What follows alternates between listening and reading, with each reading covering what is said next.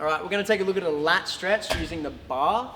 So the top end, this is a very similar position to a human flag. I've played around with both positions, like going here with the hand or turning it over the top. You can have a play around with it and see what feels good on your shoulder. We're going to grab the bar, either position here or here, and we're going to be pulling from the top arm. So I'm pulling this way, and I'm trying to sink into it to feel that stretch through the lats. Lats are right here. And you might feel it down in through your ribcage as well, maybe all the way down into your hip. So I'm feeling that stretch. Just find a position that works. It can be even lower. It could be lower here as well. Play around with this and just explore through the different heights. See what feels good on your shoulder and to open up your lats.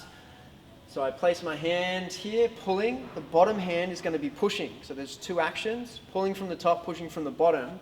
And what I'm going to do is create that leverage to twist away. So I'm rotating away from the bar, twisting. I'm using my feet as well, so soften the hips, soften the knees, use the whole body with this one.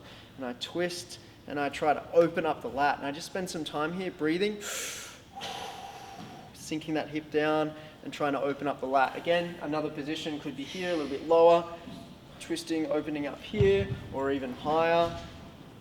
Pushing from the bottom, pulling from the top.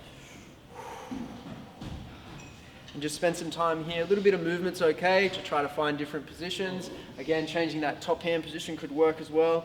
Twisting and opening up this position here.